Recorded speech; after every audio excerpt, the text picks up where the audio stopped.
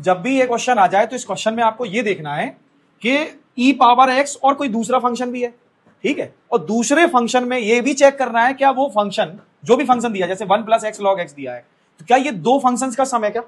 अगर ये दो फंक्शंस का सम मिल जाए, ठीक है, दो फंक्शन का सम मिल जाए, तो आप ये चेक करेंगे कि एक फंक्शन दूसरे का कहीं डेरिवेटिव तो नहीं है, कहीं ऐसा तो नहीं है कि fx + f' लिखा हो, साथ ही साथ e पावर x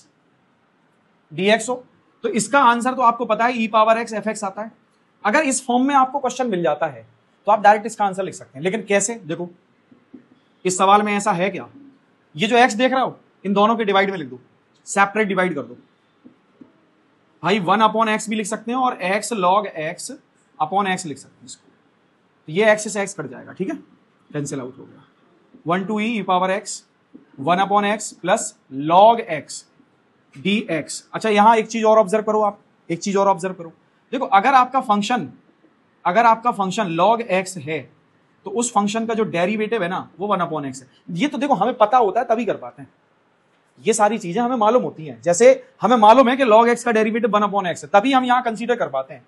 या फिर चेक करो किसका डेरिवेटिव क्या है,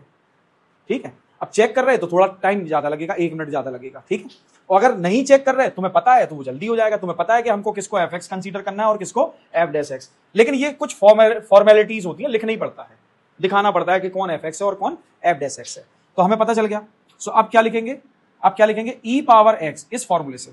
इस identity fx + f' e power x dx equal this, ठीक है। तो इस आइडेंटिटी के अकॉर्डिंग अगर हम देखें तो हमारा आंसर आएगा e power x log x, इसका इंटीग्रल, ठीक है, और इसकी लिमिट क्या है, लिमिट क्या है इसकी बेटा 1 से e, यानी कि 1 to e। अप्लाई कर देते हैं, सबसे पहले अपर लिमिट क्या है बेटा e, तो e power e log e minus lower limit क्या है 1, सो e पावर 1 इंटू log 1,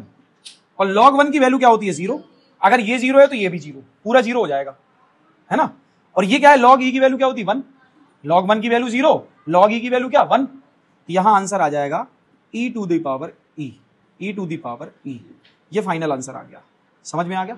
ठीक है। नेक्स्ट क्वेश्चन देखते हैं।